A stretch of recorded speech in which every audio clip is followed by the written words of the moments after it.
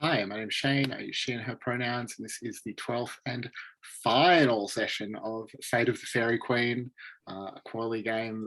It's a reskin of Fate of Cthulhu from Evil Hat Games. The series has been organized on the Gauntlet. If you're not familiar with the Gauntlet gaming calendar, it's kind of online community that plays and talks about a whole lot of role-playing games, especially Indian story games.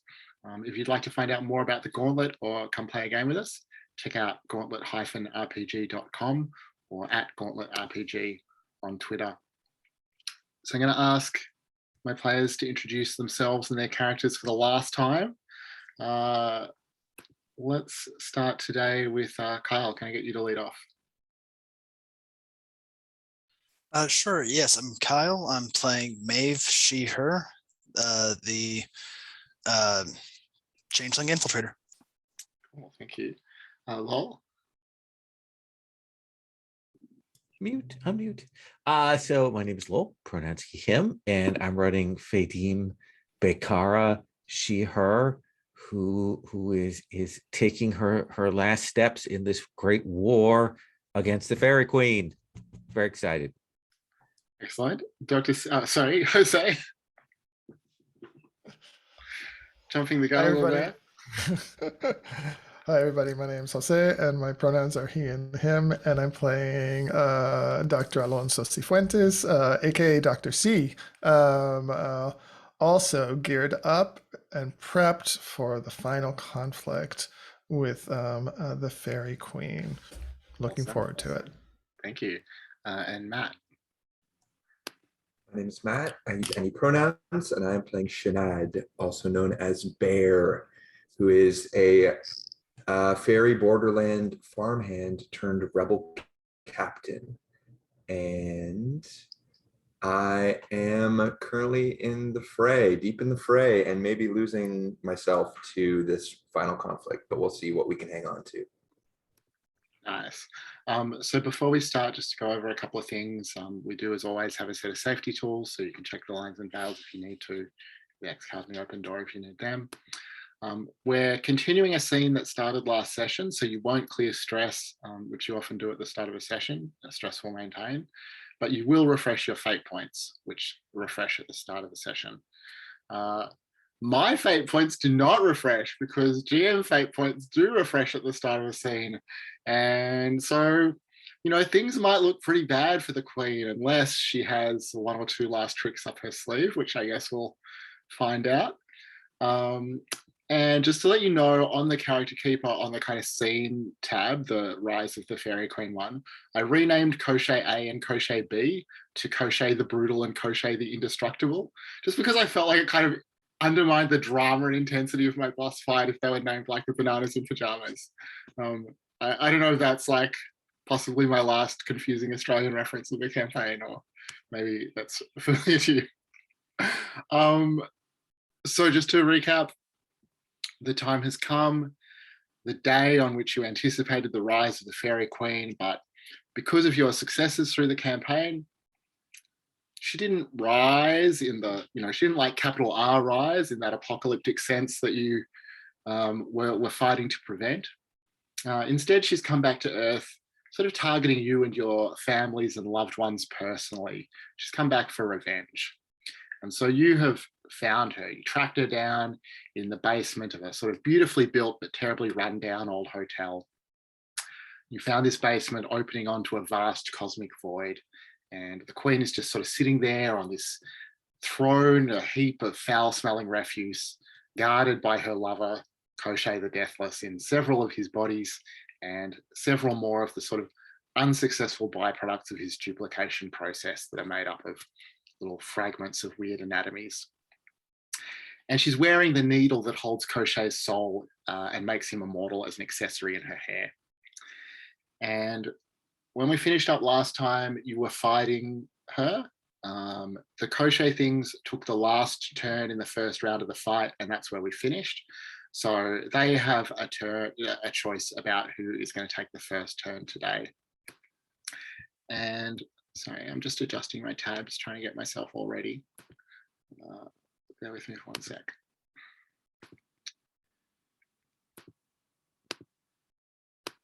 So the crochet things, not very smart or strategic, are just going to take the first turn themselves. And they are going to, well, they're going to try and create an advantage. They're going to start to, sort of sing, sort of chant some sort of incantation, quite beautiful, but obviously some sort of fey magic. I am going to roll their roll to create an advantage for them with this song. Fadim, you are welcome to roll opposition to this using physique as they try to do something to your body. I will do so. They Where? Get the roller up. the link should be in the. Is the link still? Oh, they rolled a 9. Well, that doesn't seem right. Well, they're all helping each other, and there's 4 of them, so they have quite a good. That's bonus. how that works. Yes. All right. So I am going to work to do this. Get the lunch dice in there. Physique is 3. All right, so they're succeeding by 6 shifts. Do you wanna? So that's creative advantage, succeed with style. Yeah, so they'll get 2 free invokes on their aspect. I think I have to let them have that. All right. So they're going to create an aspect called the birthing song with 2 free invokes on it. And they're going to pass the initiative to somebody new to the initiative order called the hatchlings. And Fadim, you feel the tumors that you felt grow inside your body sort of shifting and moving in response to this incantation from the crochet things. And the hatchlings are going to use their 1 skill, which is hatch. So again, you can defend this using physique. I will attempt to defend against this using physique. But you can definitely feel that they are trying to emerge from your body.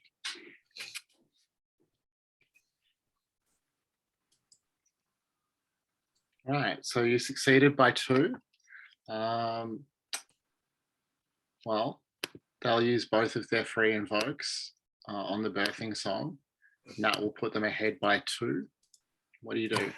I will invoke essentially the fallen shield maiden for 1, that this to her duty and resisting, and then that brings it to a tie. I think I will invoke is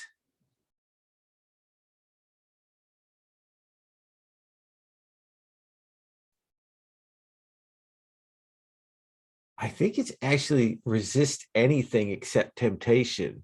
Like this is a resistance. This is a thing. This is the sort of the antithesis of temptation. And I think I am probably fall to my knees, and I am probably coughing up some of these things rather than bursting out horrible tumor wise, but I think some of them I'm coughing out that way. I would feel bad about like letting you spend a fate point and still having you cough some of these things into the world. I think that might be a tie result if you just wanted to spend the 1 fate point where you like they don't succeed as fully as they'd wanted to. Well, how about or this? You can just contain them. Like let's say a few of them, they're still there, but a few of them maybe I cough up, but you don't see exactly, but I probably chomp down on a couple of them as they come out and spit out the carcasses, and they're probably running black with blood and gore down my face. So you spit up a little bit of their bodies chewed up, lying on the ground. Now I think that Crochet is normally this like pretty tough, pretty sort of hard to read sort of guy, and he's maintaining his composure and his discipline here. But Dr. C, you're a talented psychiatrist. What do you notice that tells you that Crochet is genuinely afraid when he sees these things emerge chewed up from Fadim's mouth? I would say there's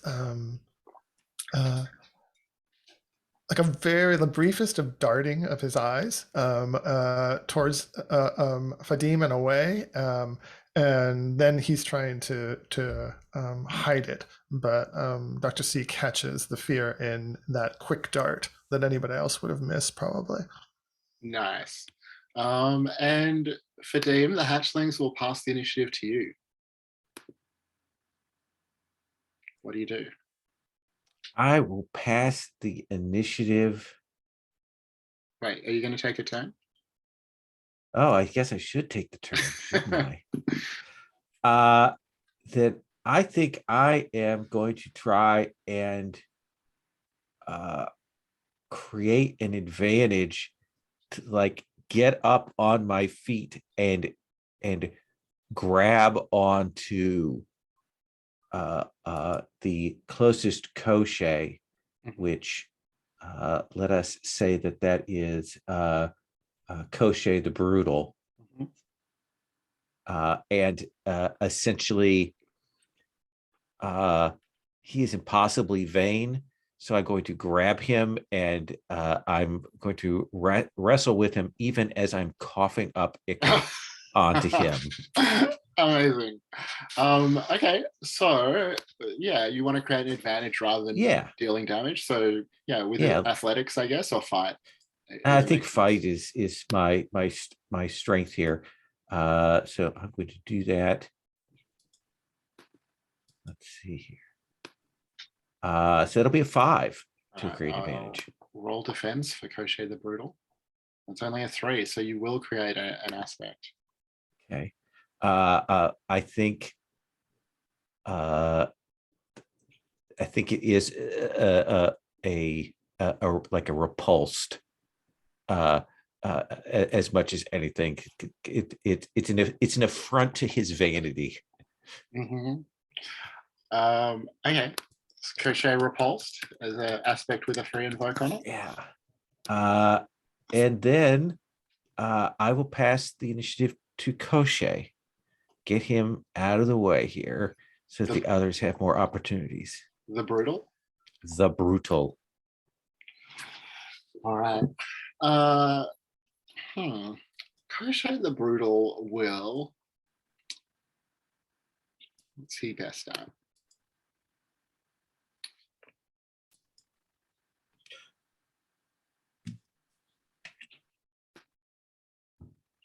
I think that he is going to try and create an advantage.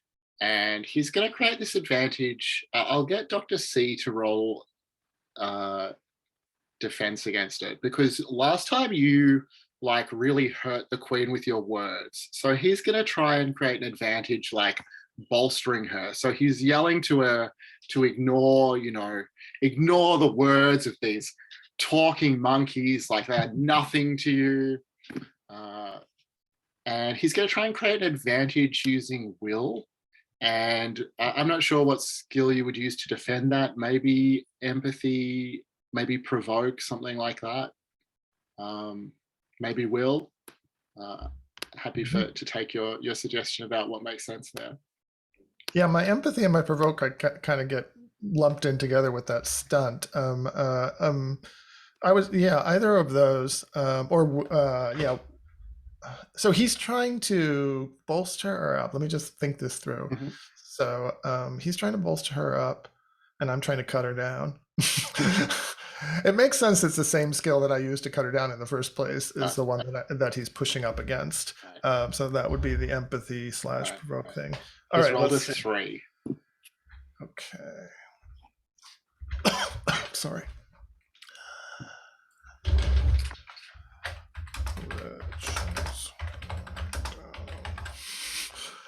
All right. Do I have dice? No, not yet. Oops, fudge dice is what I need. Okay, here we go. All right, that's a success. That's a success, yeah. So he doesn't manage to persuade the queen that she should ignore you.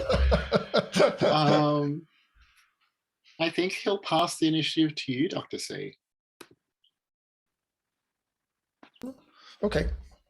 So Dr. C, while the Faerie and the Crochet stuff is going on, and Maeve is getting the queen in her sights, and the melee is beginning, Dr. C is kind of moving slowly, like in a wide circle, never taking his eyes off the queen, kind of like a wolf stalking its prey. And then his hand briefly brushes across his chest and touches something hidden under his shirt. Yes, very rude, a wolf. Touches something hidden under his shirt. And then I want to do a flashback. And the flashback is back to the Goblin Market in Faerie, before they'd left. And we see Dr. C standing at a booth, and having a conversation with a fairy that is tall, has maybe like I imagine a gold waistcoat on, but their head is the head of a fish, like iridescent blue scales and like these big whiskers, big expressive whiskers. And as the camera approaches in, you see that he's holding out on a rough string this sharp hook talon, black, kind of like from a raptor. And Alonso says, I agree to your price. Ooh. And the creature's whiskers spread out, really like excited. And then he indicates, he gestures towards a basin of water on the table in front of them. And Alonso reaches out and he touches the surface of the water, and an image appears in the water of a young boy with maybe like a little severe bowl cut, sitting in his mother's lap, dark-haired woman, and he's looking up adoringly at her as she reads to him from a book of fairy tales. And then a tear kind of falls down Alonso's face as he says goodbye to this dearest memory of his mother's love. And then the water goes dark, and the fish creature drops the talisman in Dr. C's hand. And then we flash back to the battle and his hand again here. And now when he takes his hand away from his chest, we see there's like a little blossom of dark red blood on his chest, where the talon is digging into his chest, demanding a blood sacrifice for its enchantment. But Dr. C doesn't seem to notice. He just stays focused on the queen and begins his attack. Right. And although he's not speaking loudly, his voice has this kind of eerie, penetrating quality that just goes all over the cavern. So this is a claw of a siren. That's what I didn't say. It's his new stunt. And so he begins his attack. Awesome. So roll the attack. Shall I roll the attack and then narrate it? Well, I guess, sorry, whatever you want to do. However you want. Either way. Yeah, I'll go ahead and roll it first, since we're there and I just talked a lot. All right.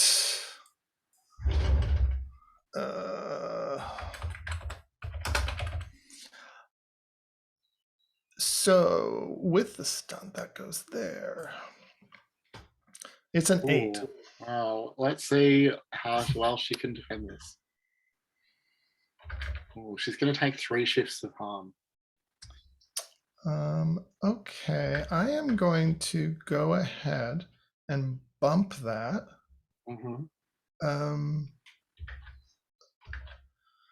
I'll bump it with a fate point from Queen's Nemesis.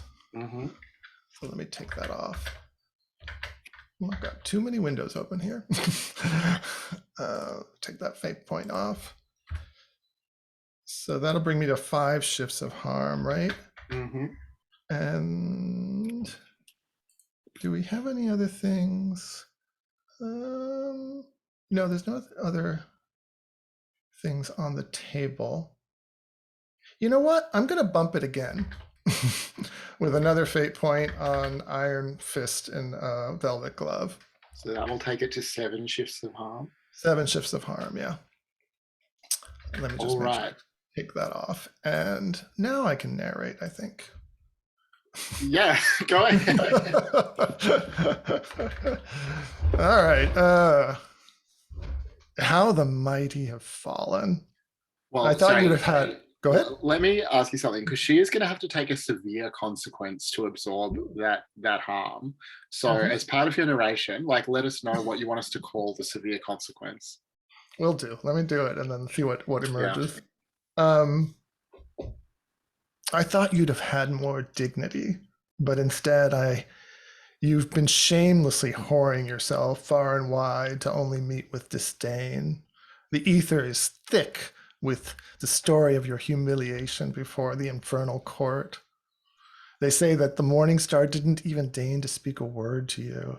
And that silence was filled with the jeers and hyena laughter of a host of lowly demons.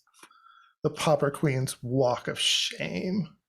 How can you imagine ever coming back from that? And I guess the severe consequence, wow, what would it be? Utter humiliation, maybe? Yeah, if you're happy with that. So I'll pop that as an aspect for the Queen with a free invoke on it. And I will. You see that she is completely upended by that. Excellent. She cowers into her throne chair. She definitely recoils, yeah. She will get very angry, though, it's true. Oh, she will. Matt has a point about that. So why don't I pass it on to Bear there? All right. See what he wants to do. Yeah, what will you do? So I think that Bear is taking it upon himself while Maeve lines up shots at the Queen, and while Fadim is defending herself, and while Alonso is absolutely tearing down the former Queen of the Fairies. I think Bear is taking it on himself to sort of create a melee at the base of the throne room and take on as many of the cochers as he can. And give Fadim a moment to deal with what is happening to her. It's like a fallen soldier who's like pulling shrapnel out or something. Like I want to give Fadim some time. So that sounds like an advantage when I say it, but it could also be an attack on cochers because we do have some invokes floating around. Yeah, I mean, whichever way you want to go with that is fine. So we've got the brutal, the indestructible, and the thinglings and hatchlings. The hatchlings at the moment are still largely inside Fadim, so you can't really directly attack them. I mean, unless I can't see how you can. Maybe you have some fictional positioning for that. Can you just broadly paint the picture of what the brutal and the indestructible are doing right now? Yeah, so the brutal is grappling with, or really Fadim is grappling with the brutal, and the brutal has been kind of calling out encouragement to the Queen. The indestructible, I can't quite remember where we left him, but I think he's just sort of poised at the foot of the throne, ready to defend if anyone tries to rush at the Queen. And the crochet things, they're continuing to sing their weird little chant, but they're also sort of milling around at the foot of the throne. Okay. Then seeing that the Queen's fruits are ripening, I want to come after the brutal and do as much damage as I can. Right. And try and give Fadim a moment. So I'm going to attack. I'm going to pull my Iron Claymore out, and I'm going to very carefully line up a hopefully lethal strike. Nice. Let's see.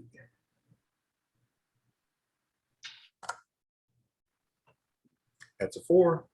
All right, I will roll defense for Crochet the Brutal. Oh, that is 3 shifts of harm that he's going to take. Okay. I am going to spend a point and invoke I Have You Now, Faerie, one of Crochet's aspects, if I'm allowed to do that. What I'm imagining is like from our former scene when I can pick another, but I think here's what I'm imagining. We sort of we talked about how death was closing in, or Bear did at least, and how the bell was tolling, and that it was coming for one of us. And so I think what I'm imagining that what Crochet is trying to do is like take that truth and bring Faerie down as quickly as he can to secure his immortality. Because it seems like and what I want to do is to, if we can bring Crochet down, I feel like Faerie will not be the one claimed today. So I think I want to invoke that aspect, as in he is totally focused on destroying Faerie, and I want to expose that vulnerability and find a weak spot. So that'll bring it to 6. 6 shifts of harm. Are you satisfied with that? Do you want to do any more? I mean, yeah, I do. I'll use the free on Crochet repulsed. Yeah. He's staggering, and well, in that case, describe how you take him out. Wow.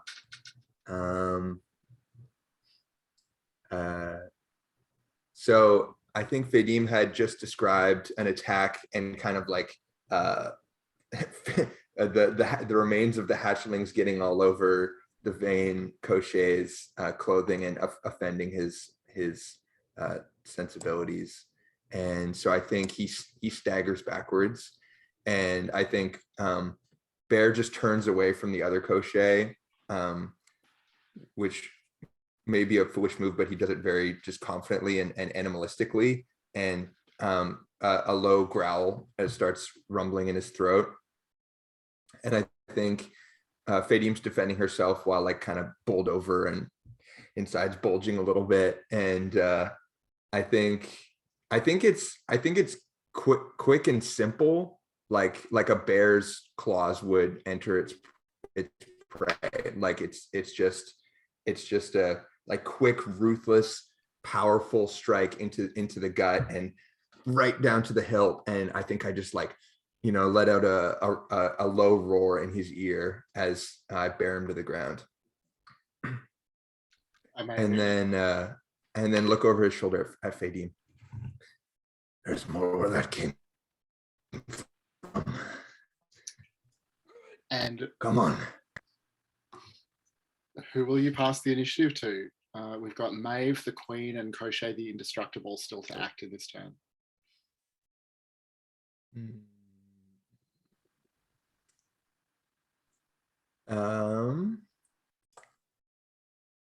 Let's pass to Maeve so we can have a very dramatic double turn. All right. Maeve, what do you do? I shoot the Queen. Amazing. Go ahead and roll your attack.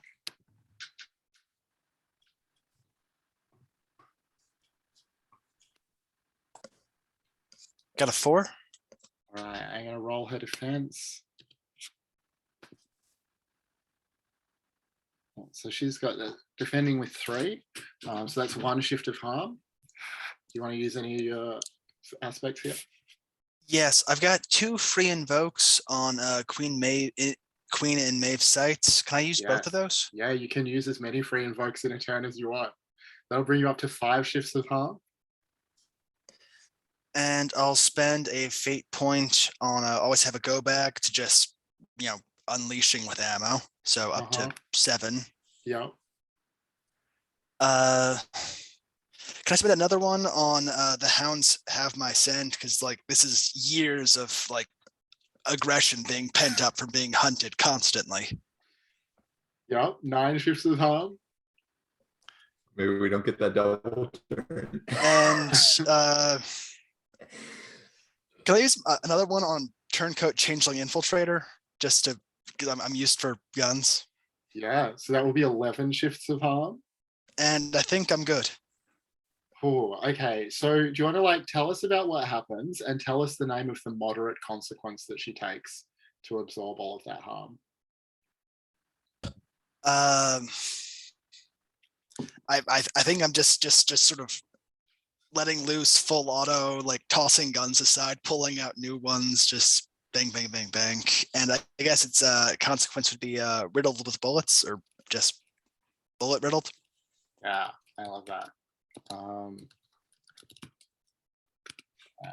Adding that to the paper. All right. She's in a bad way. She's sitting on just one mild consequence slot to absorb harm. But as has been mentioned, the bad guys have control of the initiative now. So, Maeve, do you pass it to Koshei the Indestructible or to the Queen? I'll give it to the Queen. All right.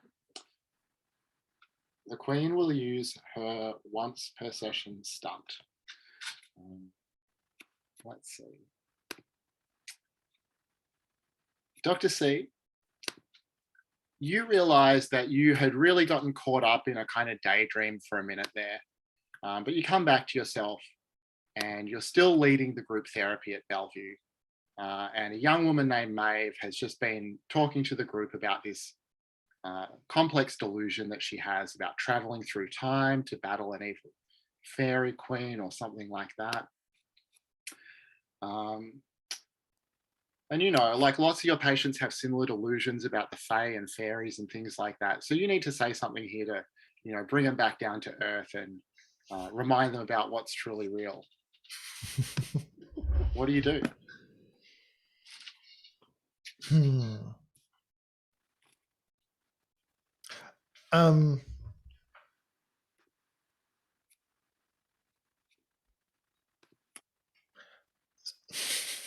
That's too stereotypic. I was gonna say, let's go for it.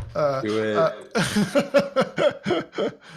So Maeve, I don't know. It sounds a whole lot like this Faerie Queen. It's a lot like the way you experience your mom, right? Like the story you were telling me about your mom just last week. That she didn't understand it, and she was always trying to limit your freedom and always trying to criticize you. Sounds a lot like the Faerie Queen. Could that be right? You're not my real dad. So this is a new scene. Everyone's in a new scene. That means that your stress tracks clear. Everyone's stress tracks clear. Okay. It also means that the GM's fate points refresh. The Queen will pass the initiative here to Koshei the Indestructible, who's the only one. So we are going to keep the initiative order, even though we're in a new scene. Koshei the Indestructible will use his turn to create an advantage. And none of you are really in a position to defend, so I'm just going to give this an opposition of 2 that he rolls against. Oh, he's rolled an 8, so he will create his aspect with 2 free invokes on it. Let's see, we'll call it Fae Magic. His turn. Right, Lola stepped away for a minute. So let's see. I'm just thinking about who Koshei the Indestructible will pass the initiative to.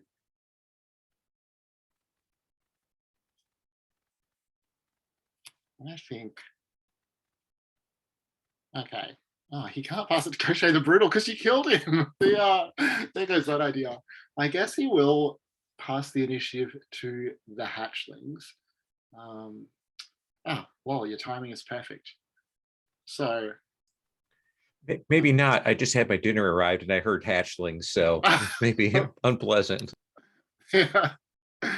So, Fadim, if you need a break to eat your dinner, that's fine.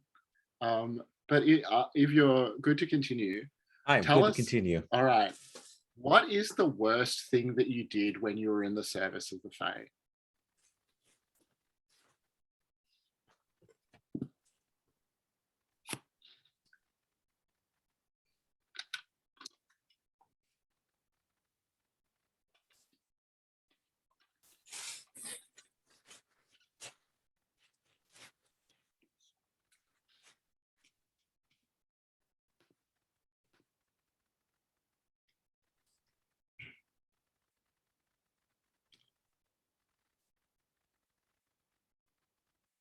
I think that I had to present Sophie's choices to mothers and to children. Which of your moms do you want to live? Or which of your kids do you want to live? And not necessarily that the others would be killed, but that they would never see them again. And I think that that is what my Fae specialized in, was in crushing families. Nice. And so, you also, you sort of awaken back into that moment. Maybe you've been distracting yourself a little with this weird daydream. You'd even imagined yourself to be resisting the queen, to have traveled through time to try and overthrow her. But you're back in that moment now. You remember what you need to do, and a strange sort of enchanting song rings out. You can't see the source of it, but the crochet things are again going to try and create their birthing song advantage, which you can defend using physique. So, all right, they've rolled a 6.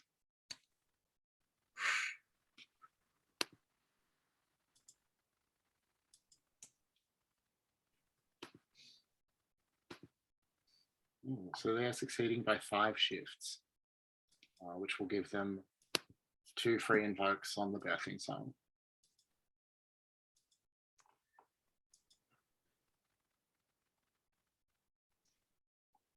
I think I am so caught up, I have to let that go.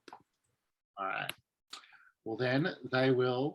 Oh, wait, sorry, I didn't mark who's taken a turn in the new round. It was Crochet the Indestructible and then the Crochet things. And then the hatchlings are going to try and hatch again. So, again, you can defend this using physique. You feel something inside you stir and try to escape.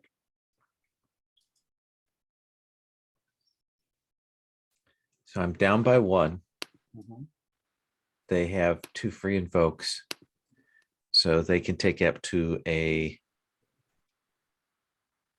+5, right? Well, at the moment they're on +4, and you're on plus. Oh yeah, okay, that's right. All right. So I do think I have to do 1 of the Shield Maiden to take myself to a +1. Mm-hmm. I'll use 1 of their free invokes on the birthing song. So they're at +1. Mm-hmm.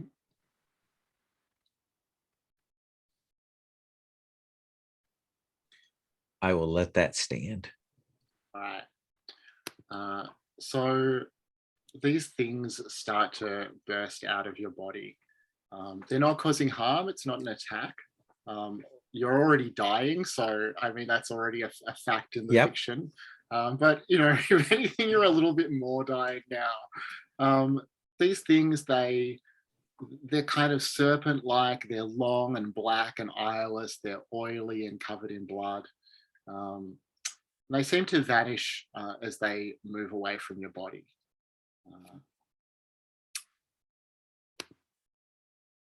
Now, who do they pass But- the initiative to? Oh, sorry, go on. But I'm still like, I'm weirdly in this sense that I'm back in time in Yeah. the Fae and so on. Yeah. So I'm trying, my brain is trying to reconcile what's just happened and what's going on, right? Yes. Okay.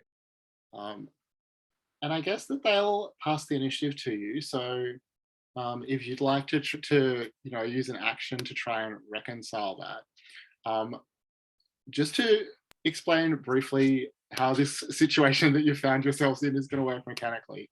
The Queen has used her once per session stunt to trap you in these kind of illusory prisons. And because especially today, all of your fates are so interconnected, it's a challenge for the group to escape from these prisons. A challenge means you need a certain number of success, in this case, 4 successes on overcome actions to escape. On your turn, you can make an overcome action. You can use, so these are just some suggestions. You can use notice to try and see through things. You can use law to try and recognize the enchantment. You can use will or physique to kind of ground yourself in your own perceptions. Or you can pitch me some other skill that you think makes sense. I'm definitely happy to hear that. The opposition for any of these is going to be +5 because these are powerful illusions that you're trying to overcome. We are still in initiative order, and for Dean, it's for you first. I will drop to my knees. And I think I can feel the pain of these things having come out. I maybe can see, like, in this illusion, there are the shadows of the children and the parents that are around me. And I think I am concentrating and I am raising my fists up and I am bringing him down the ground. And I want to invoke my stunt to try and break this. Oh yeah, screen. Love that. And I'm gonna see what I can do. So this, I'm going to roll with a +7. Amazing. Right. And that is a 7. All right, so that's 1 success on the challenge. Do you want to describe what that looks like? The world around you starts to shatter? I mentioned that I smash my hands down and there are cracks that form up. And I think too that the faces of the children kind of shift into the real Faerie Queen, our Faerie Queen's face. And I think the faces of the parents, the mothers are probably some from my family. And I kind of like, I can see that there's something not right, some unreality here. Even as I'm feeling the poison just running through my veins. Nice. I will pass the initiative to Bear. All right. Bear. Okay. You wake up in bed with Thorn. It's a nice morning for you both. You have this weird sort of fading memory of a dream where you were, I don't know, in some strange future or past. You're not really sure, but it's nice to be back in Thorn's arms as you wake up. What do you do?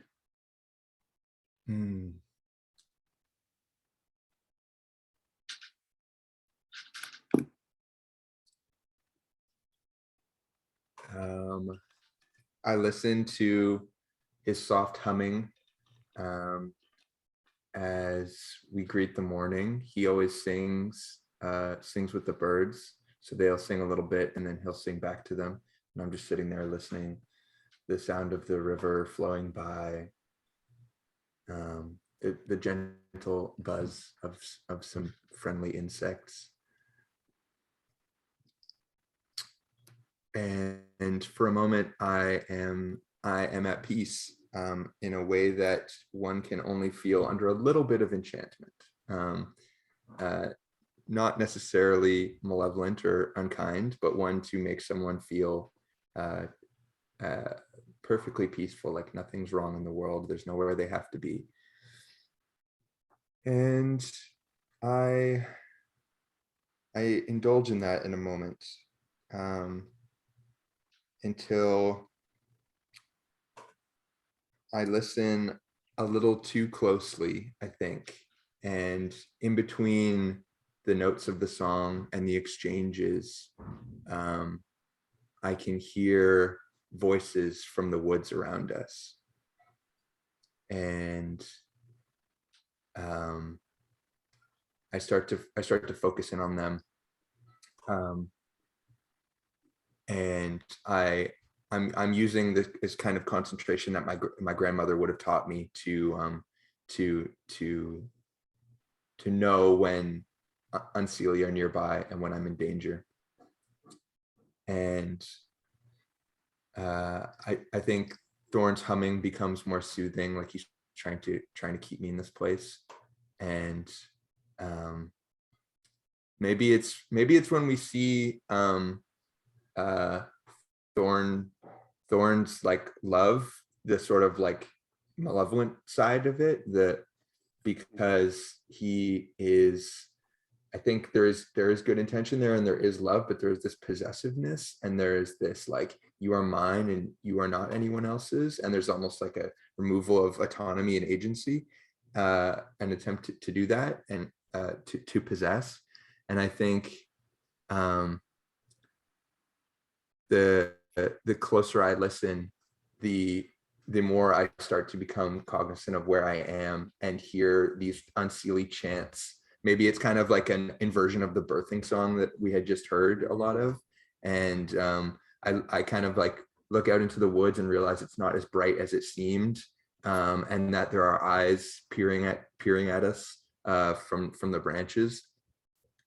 And I think maybe we do, or I don't know if we do a flashback, but I think Bear also made an exchange at the Goblin Market. Ooh.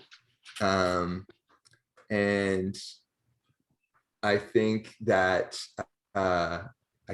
he traded the truest love he ever knew,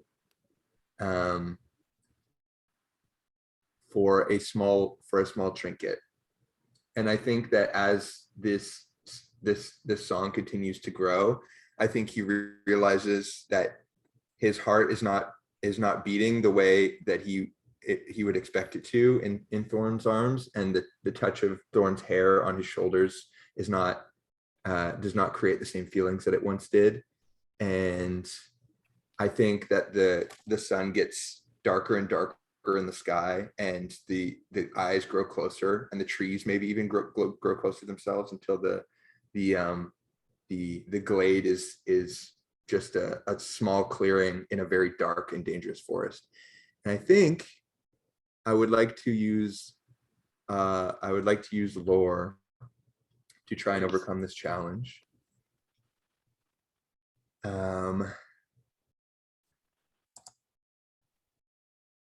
And I think that I pull out a book that I realize is on my person, and I slowly inch away from Thorn, and with the last light in the sky, I open the book, and I begin to read a story aloud. And as I speak, I think there is like layers of voices on top of it, and I think my grandmother's voice is closest, and then all those who had told these stories through my ancestry resonate in unison as one reads from this book. And yeah, let's see what happens.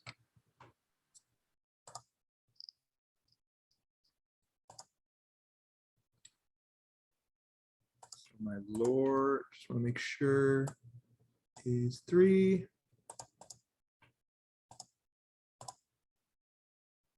And there's a 4. So the difficulty is 5 here. Do you want to use an aspect? Yes, I do. And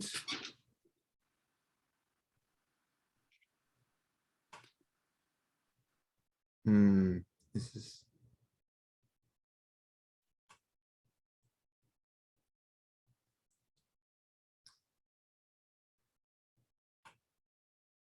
I think I'll go with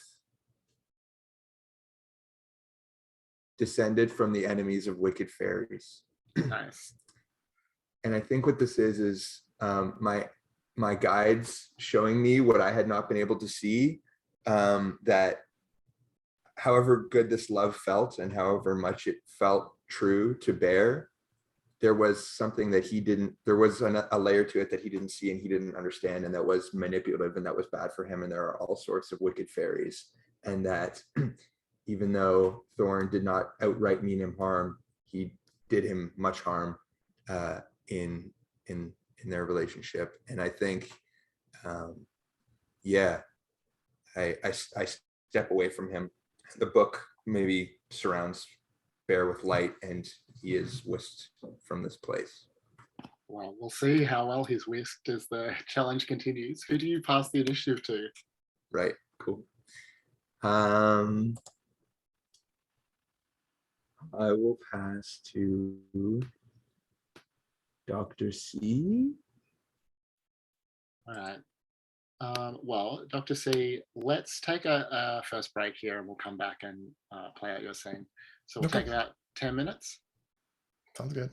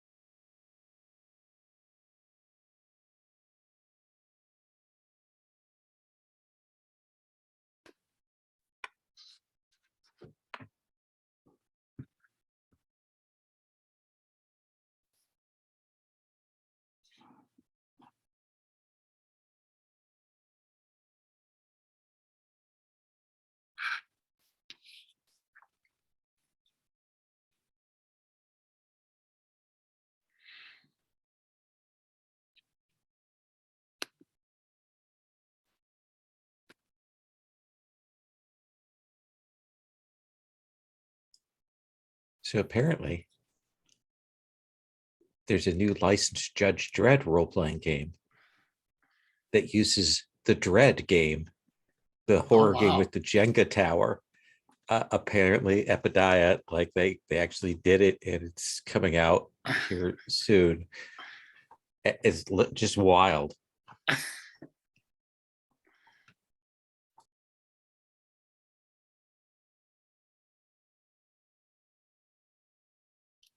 When you said Judge Dredd licensed role-playing game, I was immediately disinterested, but you really, it really turned around when the Jenga Yes. tower was involved. I think that makes it the 6th Judge Dredd licensed RPG, if my recollection of my licensed RPG histories. Judge Dredd is up there as one of the properties that has been converted into more RPGs than most, because everybody loves a fascist. Speaking of licensed RPGs, I was amazed to see that there's a Faith No More licensed role-playing game kickstarting at the moment. Would love to see more like album-based or band-based role-playing. I wanted They Might Be Giants RPG. Imagine how good the Wu-Tang Clan RPG would be. Oh yeah, there's lots of good stuff. There was like a game jam a few years ago for one band, but I can't remember who it was.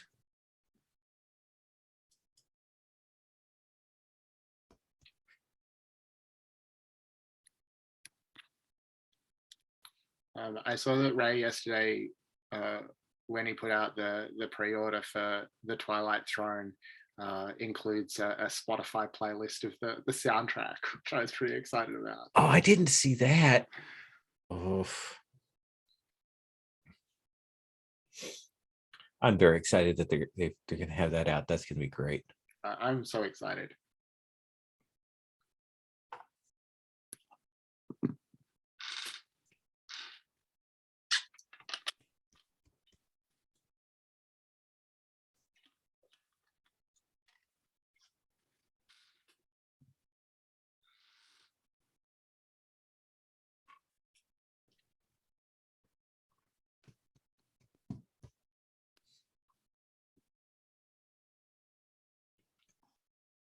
I don't know if people would know the song, but when I was thinking about like these last 2 sessions for this game and what the Queen was going to do, I thought about the PJ Harvey song "Rid of Me" as the theme song for these sessions, because the chorus is all about how you're not rid of me, and that's how I thought about that.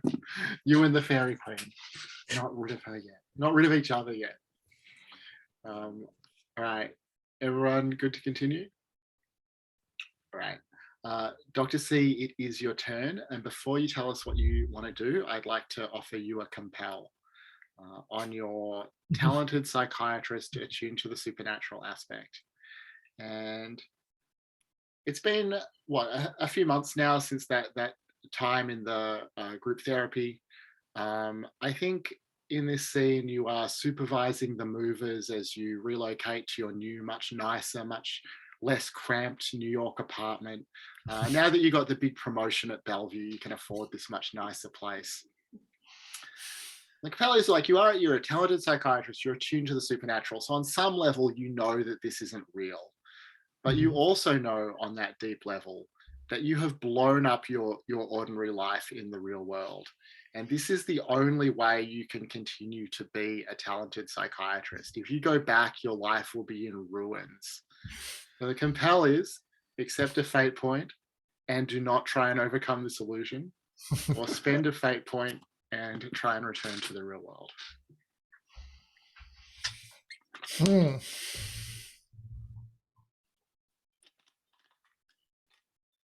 So I just imagine Dr. C the movers, supervising the movers into the nicer apartment.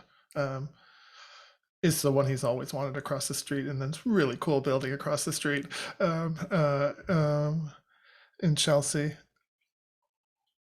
And he knows it's not real at some level, like you say. But boy, does this apartment look sweet. And also all the accolades that are coming through and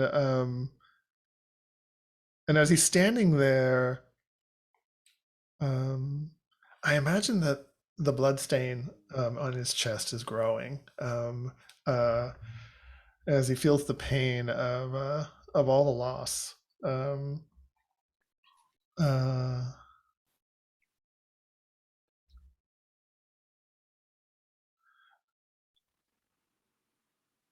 But I think Dr. C is very practiced at resisting the delusions of others, being called into the delusions of others, and he's had to keep this kind of laser focus to tell the truth from the truth from the false. And I think he's developed a real love of the truth, even when it means deep loss for him. So I think he's going to try to resist. So I give up a fate point to resist the compel, right? Yeah, that's right. Okay, so I'm down to 2. Got it. And then tell us what skill you want to use to try and overcome the illusion.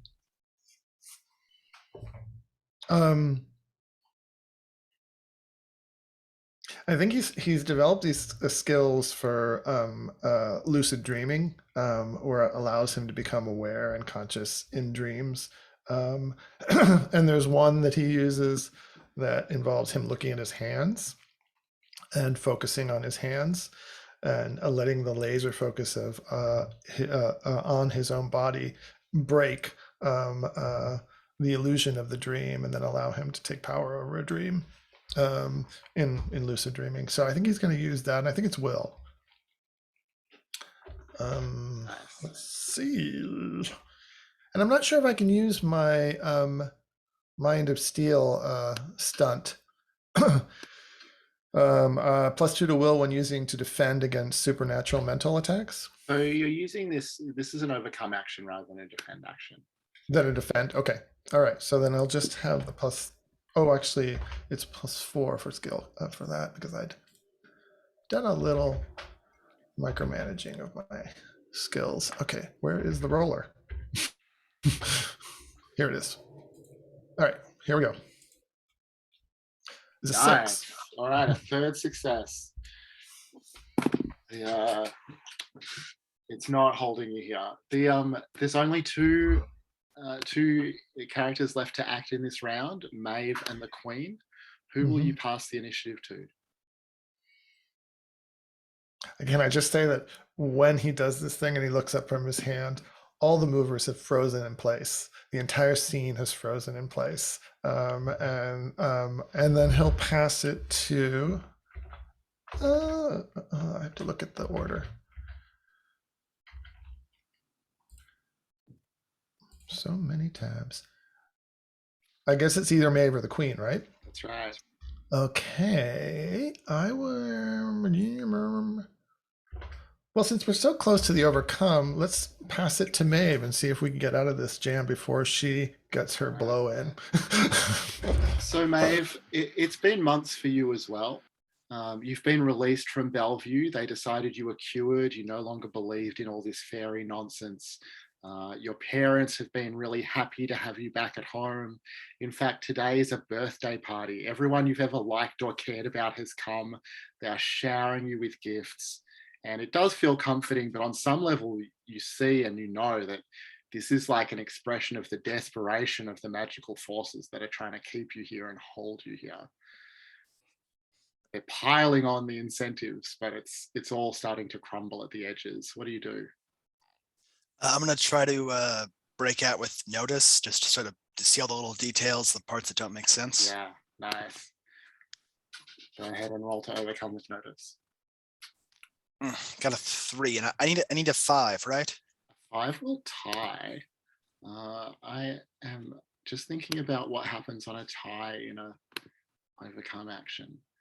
Okay, so you can succeed at a minor cost. So a tie will be enough to win the challenge with a success at a minor cost, but you'll be put in some sort of difficult position on returning to the world. I'm okay with that. All right. I'll spend a fate point on Dr. C is soft. Like I've been thinking about what he told me in therapy, and like, no, he's lying because he can't fake the nightmare reality. So good. Yes, absolutely.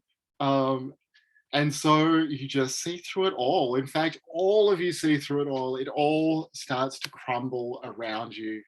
You're still in the basement. Those illusions were just distractions, just tricks and traps. But Maeve, you'll have to pass the initiative to the Queen now.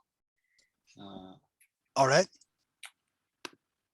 And the Queen, and so you also see that these things that have hatched from Fadim are sort of wriggling across the ground, crawling towards the void. And Fadim is bleeding badly now. The Queen says, well, Fadim. And you notice that, like, she was so beautiful before, but she's moving to her most unseelie aspect. Her skin is greening and crumbling, adopting her most horrific version of herself. Fadim, you called yourself a mother. Look at your little children. They are calling out to it like bait, and it is coming to devour them and whatever dirty little planet they rest upon.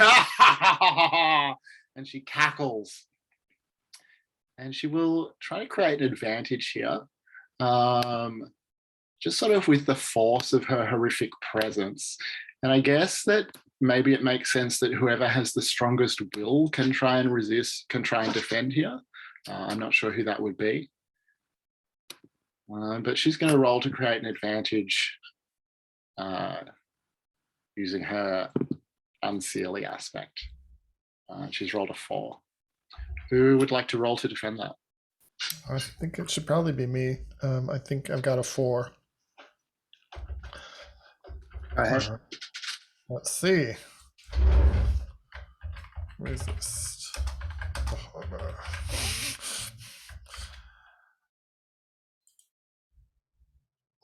Ooh, you succeed with style. So I think that means you get a boost. Wait, defending, you get a boost on a success with style? Does that sound right? I think so, yeah. Or no, was it a defend? Was that a defend? Or was it it's defending against the advantage that she's trying to create. It's still a defense. But it's not an attack. Got it. Okay. Yeah. Got it. So yeah, in addition to stopping the incoming action, you also get a boost. I think that she would spend a fate point to stop you from getting the boost, but that will still let you, it will still mean that she doesn't successfully create an advantage. So you're succeeding by 1 then, unless you want to use a fate point or a free invoke to bring that back to a success with style. I mean, at that point, you're really only spending a fate point to get another. Yeah, it doesn't make any sense. Yeah, no, so we'll just leave it at that. All right, but what all of you see at this point is that there is something in the void, and it is moving. Something far away, but impossibly vast, huge, moving in the distance and moving very quickly towards the earth as it comes to eat the bait that's hatched from Fadim's body. And whatever planet goes with that.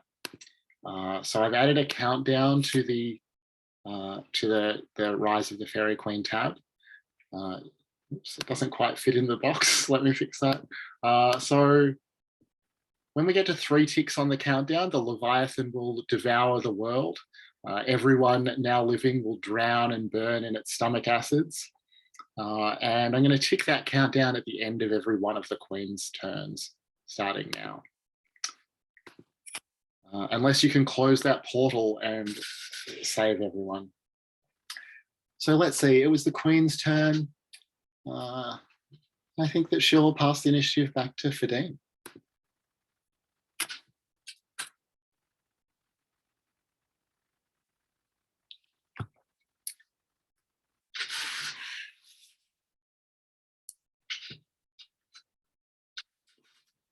You're muted. I would like to create an advantage for the others. Mhm. And I think what I am going to do is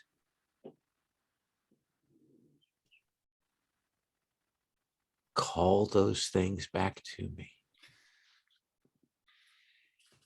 All right.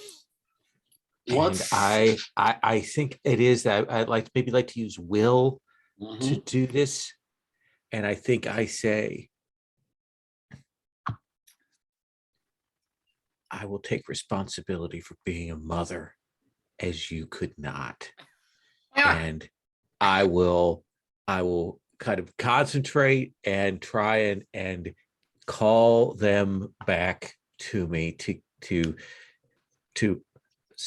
it won't stop this thing, but it'll upset the balance and perhaps give the others an advantage. Does that seem fair? Yeah, I love that. So the hatchlings will roll defense, but go ahead and roll to create an advantage using will. Okay. And I mean, I think you do see a little expression of horror on the Queen's face. She definitely did not anticipate that, this sort of act of humanity. Oh, that's a success with style for you. So you'll create 2 free invokes on that aspect. Which I think is mother's embrace. Amazing. And who will you pass the initiative to? We've still got some Koshi, right? You have Koshi the Indestructible and the Koshi things. Let's pass it to the Indestructible. Get them out of the way. All right. Koshi the Indestructible will try to create an advantage again. Using magic.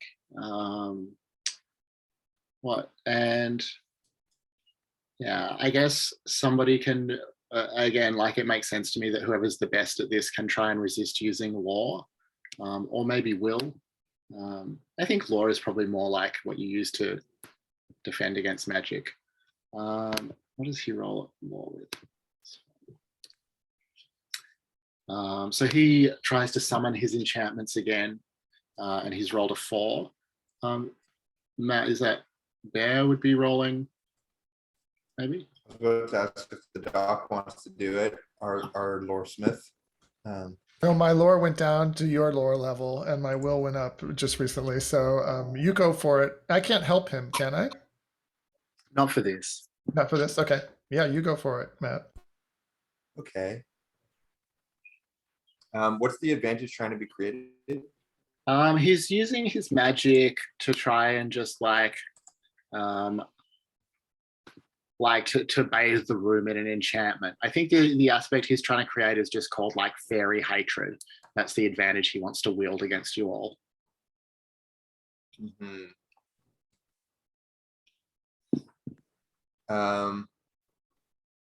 Then I think Bear gets up and straightens up from his feral posture after having bled through Koshi the Brutal, and stands up, and his posture all of a sudden has relaxed, and he's not in fighter stance as he was after coming out of wherever he went. And I think he turns to Alonso and just says calmly and loudly, and his voice carries through the room. He says, "I should have said this some time ago. I love you, Alonso."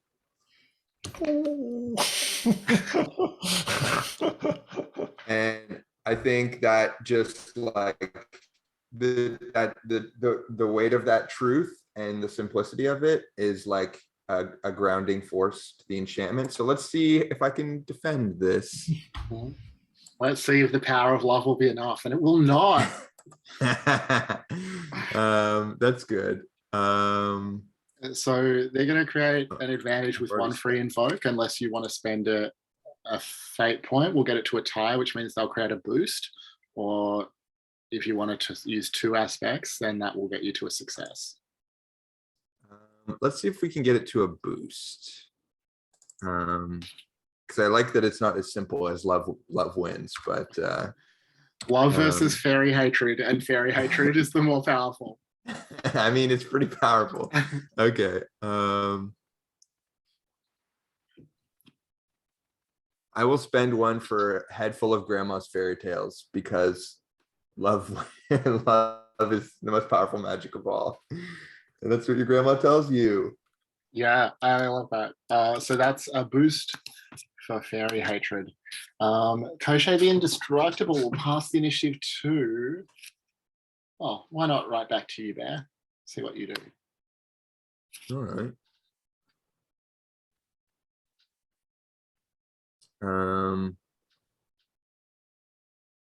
Hmm.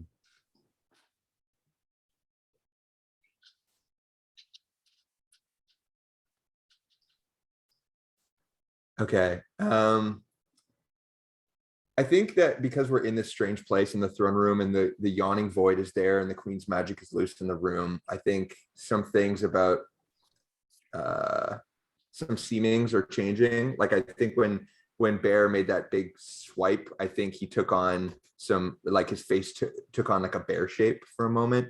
And I think now that he's settled back into himself, I think he says, well, I've done a lot of swinging my sword today. Let's try something else. And he pulls out a little tin whistle from his pack. And he's not all that good, but every once in a while he'd join in at the tavern's late night the jam sessions. And he says, let's see if we can charm these snakes. And he starts to play. And what I want to do is I want to create an advantage, and I want to make the queen's hair start to dance upon her head and make it so that the needle will be easier to get to and she'll be distracted. Well, go ahead and roll with, I guess, law to make that work. I think so. Yeah. It's a 4. All right. The queen will roll to defend. Ooh. The queen will succeed very dramatically. You do not fuck with the queen's hair. And then Bear immediately puts the flute back away and says, well, it was worth a shot, and pulls his sword out again. All right. And she'll get another boost out of that because she succeeded with style. Wow. I'm going to call her boost Lust for Vengeance. And Bear, who do you pass the initiative to?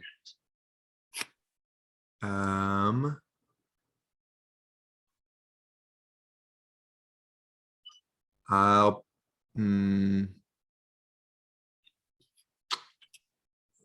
this is dicey. So Fidim's already gone this round. I suppose I'll pass to Koshe things. Okay. So I just want to flag, if you let the queen go last in this round, she'll be able to take 2 turns in a row and end the world. So just for everyone's benefit. Oh, we have one on already. Oh my gosh, what am I doing playing my flute? 2 turns left. Okay, that's great. Do you want to reconsider where you're passing the initiative? Yeah, I mean, she just rolled a 9. That feels powerful. I'll just pass it right to the queen. All right. So the queen will think about who here she would like to see suffer before the world ends. And Fadim is already bleeding to death. Who cares?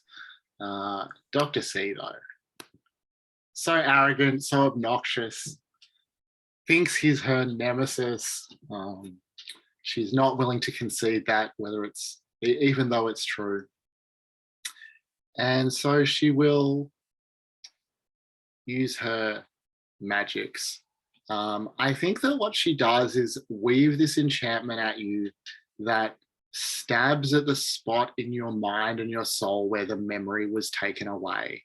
That's what she needles at, the terrible feeling that something is gone forever, something treasured. And she will roll her attack. And you can defend using will. She's rolled a 5. All right. So as the attack comes, I can imagine that again now there's like a gut. The whole front of Dr. C's shirt is bloodied as the wound in his heart bleeds even harder. And I will attempt a roll here. I think now I should be able to use the stunt. Yes, no doubt. Let's see.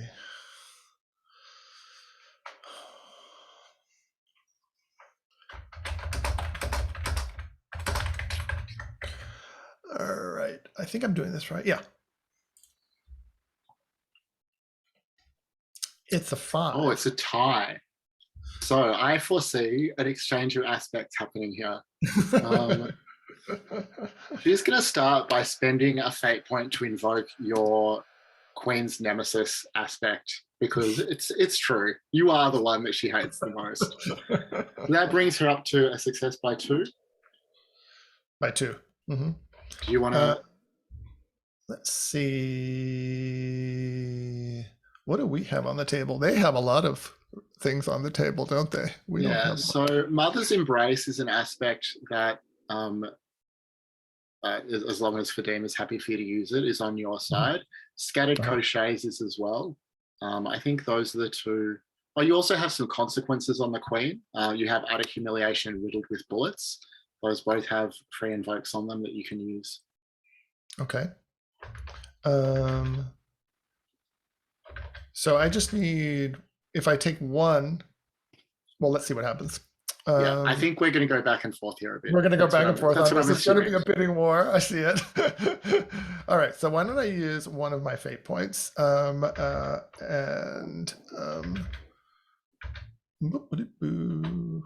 just find the correct.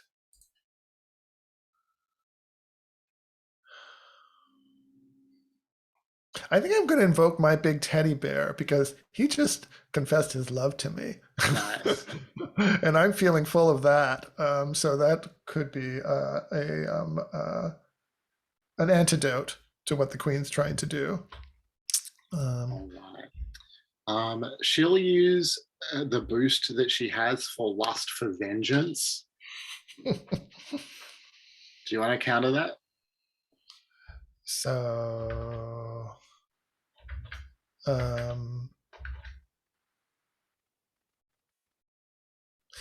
the result is this is an attack, or it's an attack.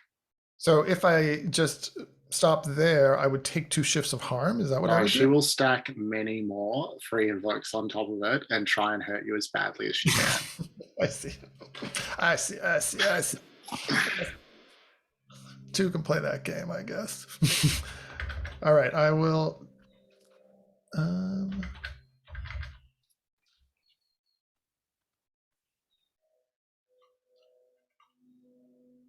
Sorry. You're right. It seems, if it's okay with Lowell, I might take one of the Mother's Embrace, because Mother's Love is kind of what I get. Absolutely. So there's some thematic aspect to it as well. So. All right. She will. So I remove that from the. I'll take the tick off the Mother's Embrace there. Thanks. Right. She'll use her other boost for Fairy Hatred,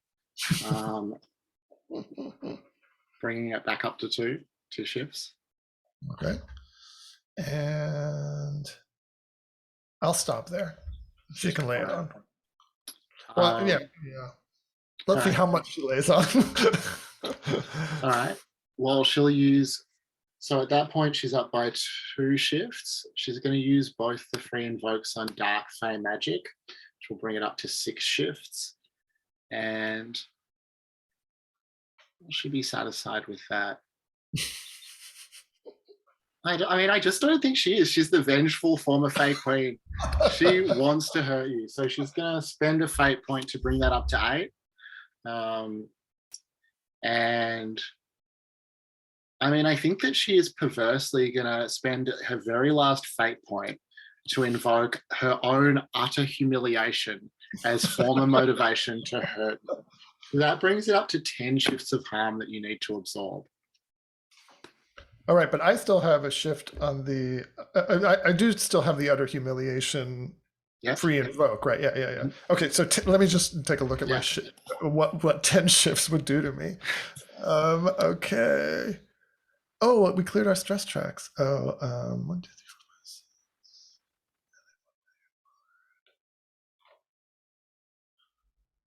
3, 4, 5.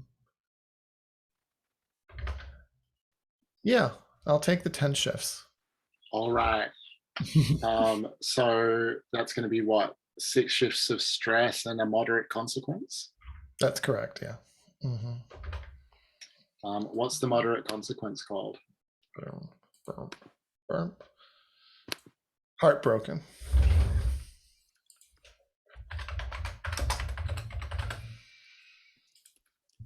Nice. All right. The Queen will advance the countdown because it's the end of her turn. The portal looms. The thing out there is getting closer. It's still impossibly large. You can't discern what it's like, but you know that it's coming. The Queen will pass the initiative to Dr. C.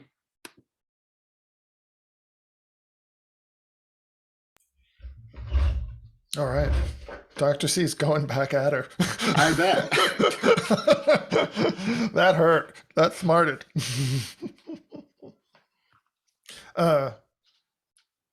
Yeah, it's going to be a mental attack where it counts again. How ironic that this day was supposed to be your apotheosis. And instead you're destitute and defeated, hiding in a filthy basement of a shithole hotel in Hell's Kitchen with only this lovesick moron to fight for you. What could possibly keep you going? What are you even fighting for? Win or lose today, no one cares about you anymore. You are irrelevant. If you had a shred of nobility left in you, you'd walk into the void and put an end to this pitiful farce. She cackles with defiance. All right, let's see what I can do. That's a lot of words. Let's see if I actually can put give it up. And this is going to be at a 7. Okay. Oh, that's not good. All right, let's see how the Queen's defense looks. Mm-hmm. Oh, so the Queen has succeeded with style. What do you want to do about that? Well, I'm going to use the utter humiliation for a reroll. Yeah. Cool. Let's give us something again. That's a little bit better. All right, so she's not succeeding with style, but you're still not doing any damage. It's a tie. Is that what it is? No, she's up by 2. Oh, she's still up by 2. She got an 8. Oh, you're right. She got an 8. Damn. Let's see. Oh, I only have 1 fate point left. So if you tie, that's just going to create a boost for you. It's not going to deal any damage. I'm not sure if that's something that you'd want to do. Okay, I just used the utter humiliation. I have just 1 fate point left. I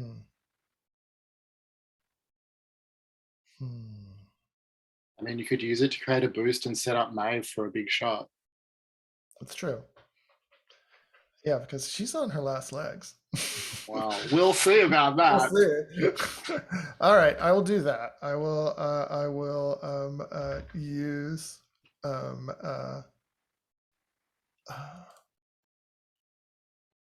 the aspect of Iron Fist and a Velvet Glove to give one last push there and use my last fate point. to get a tie. Right. And what's the boost called? The boost is called. Oh, let me put my enchantment up too.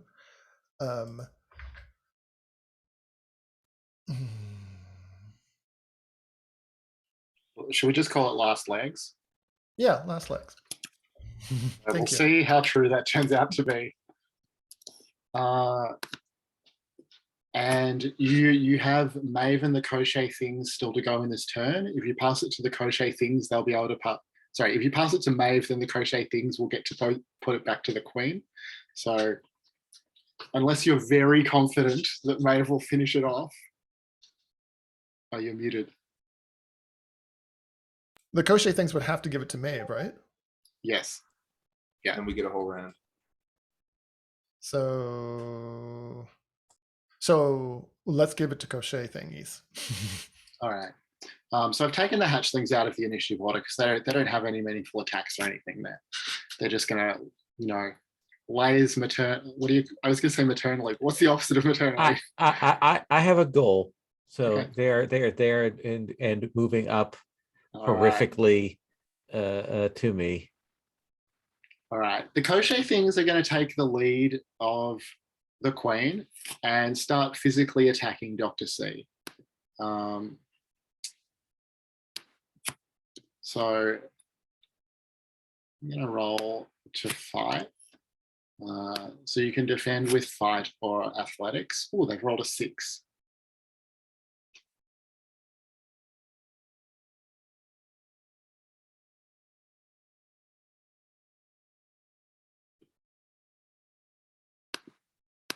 The queen cackles to see them pummeling you with their weird, misshapen bodies.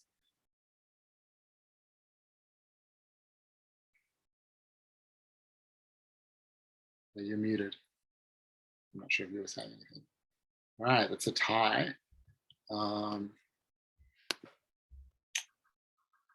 So, will they take a boost? I mean, I guess they have to, really.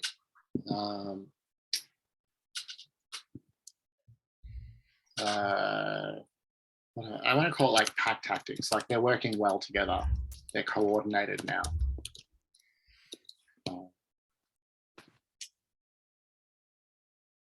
And they will pass the initiative back to Maeve. Yeah, and I just imagine Dr. C kind of using his like avoidant tactics to somehow dance around the little creepy thing. But they're still like they're getting through. They're starting to land some blows. Maeve, can you do it? Can you bring it home? I can try. I shoot the queen again. All right, roll your attack. Got a 3. Right. Let's see.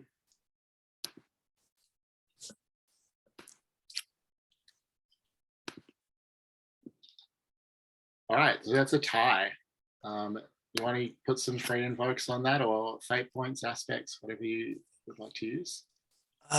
She's already riddled with bullets. It seems like a natural to invoke that one here. Yeah, I'll do that. All right, so that will be 2 shifts of harm. Sorry, do I have to spend a fate point to invoke riddled with bullets? No, you get a free invoke on a consequence, and that's a consequence. Okay. Let's see. Do we want me to go all out here with the free invokes, or yes? Okay. I guess I'll if she doesn't call have in last turn, legs. then she might not be able to make the thing. Last legs, so that will take, yep.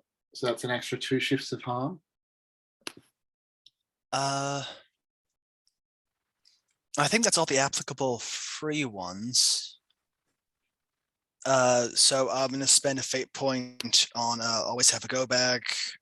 Actually, the same one as before, basically. I'll spend all 3 of my fate points on the aspects. So you can only, so you can only use 1 fate point per aspect. So tell us about each one as you use it. Always have a go bag because I'm just unloading ammo. The hounds have my scent because I'm. Sorry, what? Yep. Sorry, go ahead. The hounds have your scent. Yeah, because I'm still angry about all the hounds that have been sent after me. And Right. And you feel it. The next bullet will take her out. So tell us what it looks like. Everyone in the room can feel it. Headshots, basically. I just right in the head. And you see the look of surprise cross her face. And I think that she isn't so much shot as she melts like the witch in The Wizard of Oz, screaming and sobbing as she goes down. I think maybe she does let out the like wicked witch, like, who would have thought a good little girl like you could destroy my beautiful wickedness? So she melts into a pool. The portal is still open and the thing is still coming. I don't think we need to be in initiative for this anymore, but I want to hear like how you resolve that situation. I would like to go if I may. Please. I think that I have the bait in me. I think that we have the queen down. She stopped blocking the way. And I think that is the point at which I invoke the last stand and I will run for the portal to sate this thing's hunger. And we'll go. I think if anything, as I go past, I say just to Bear, take care of her and him, and then go. And does the portal close behind you? I would like to think so. I mean, it's your heroic last stand, so you definitely Absolutely. get your money's worth out of dying. I think Koshé, Koshé is still there, but I think that I go out into the great beyond with what this thing is hungering for, into the void before it can reach the earth. And I think I'm gone. I love that. So the portal snaps closed behind Fadim. Koshé, the last surviving, Koshé the Indestructible, in his last body on Earth, runs to grab the needle. What happens? And I run to intercept him. I don't think we need to roll dice anymore at this point, so just tell me how it plays out. I think like a bar brawl in a tavern where someone's going for the broken shard of glass on the ground. Bear goes full country style and drops his sword on the ground and charges towards Koshé the Indestructible and grabs him around the waist and picks him up into the air.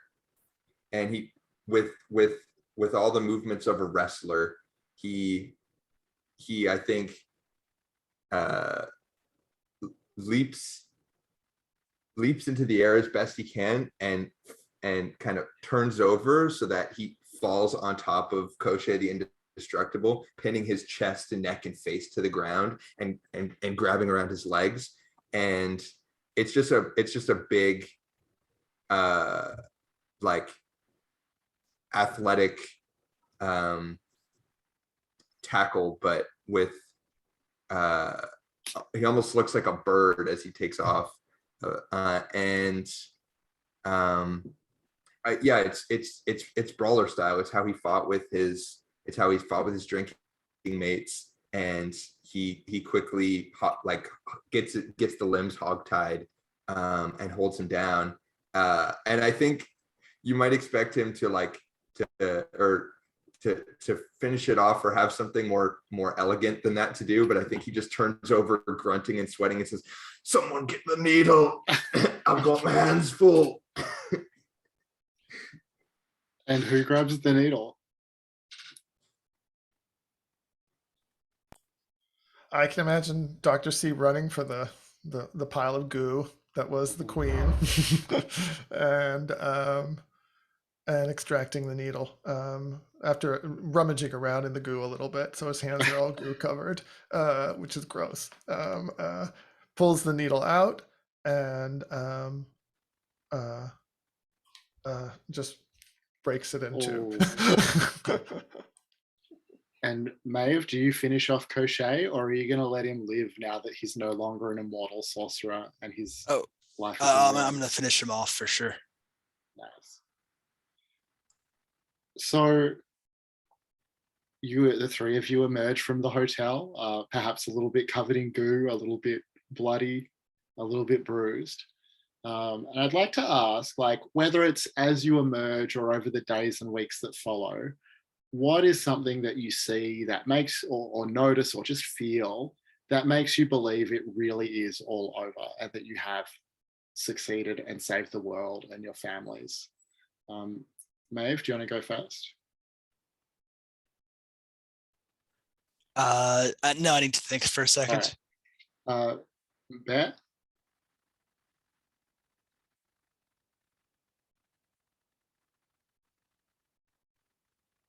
Shanad? Matt, can you hear me? Yes, I can. Oh. I should have unmuted while I was thinking to signify that I am thinking and preparing to speak.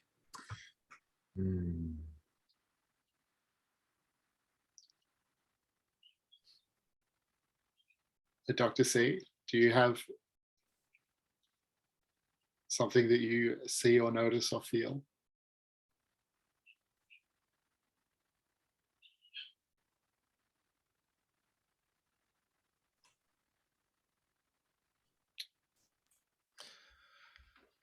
I don't know. Do you have anything, Lowell? I think I have a thing, a moment that I would like to have that, like, maybe to preface what you see. I do like the idea that we see another younger, less tattooed, maybe less buff version of Faerie, still alive. This younger version has no idea, and I think that we see her maybe behaving a little bit recklessly, and kind of maybe as she's maybe had a little bit too much to drink or whatever, this hand reaches out and kind of pulls her back from, tripping out into a Berlin street. And I think that she's shocked, and I think the figure that's done this is the new Faerie Queen.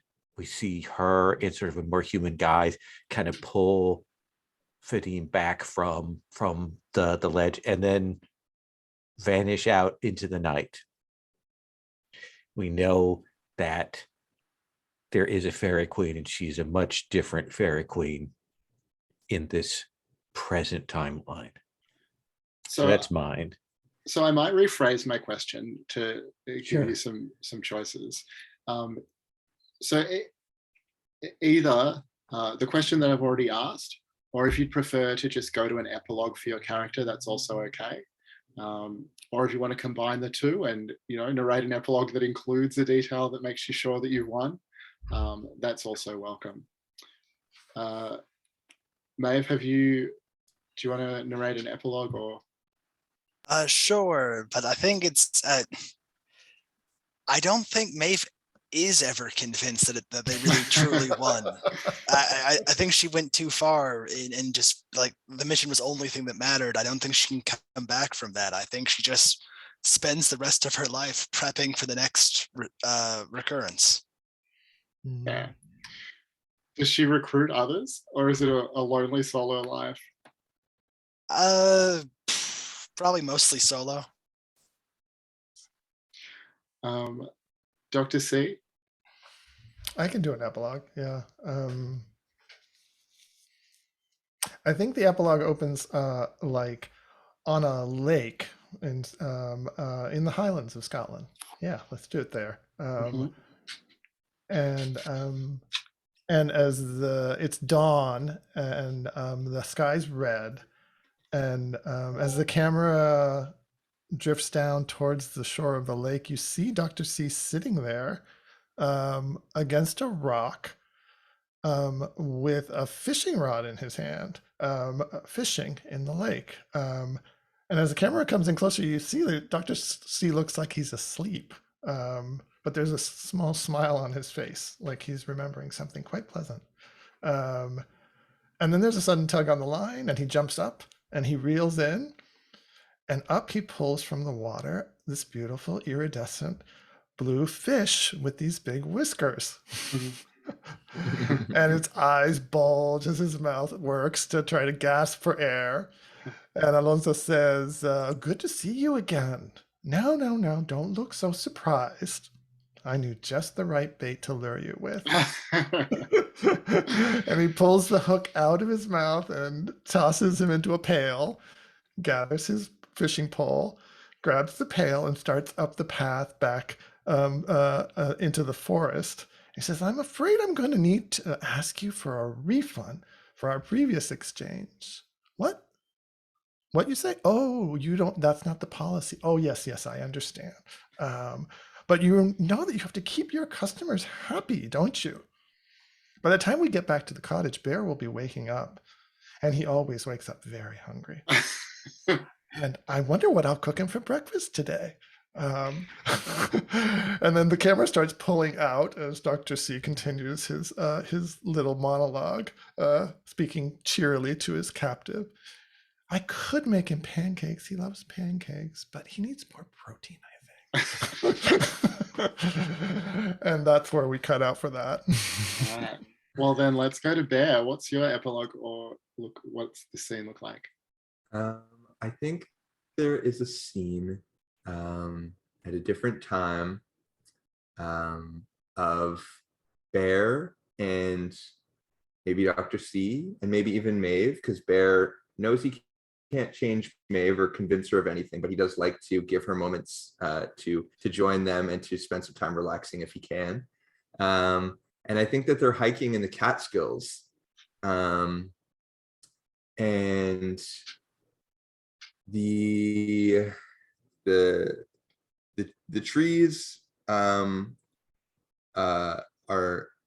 speaking in a more hushed, gentle tone as they walk through. They're not quite so agitated, although this is just poetic language. The trees are not speaking to them in words, and even more strange, maybe the birds and the critters of the forest are not speaking to Bear as they once did.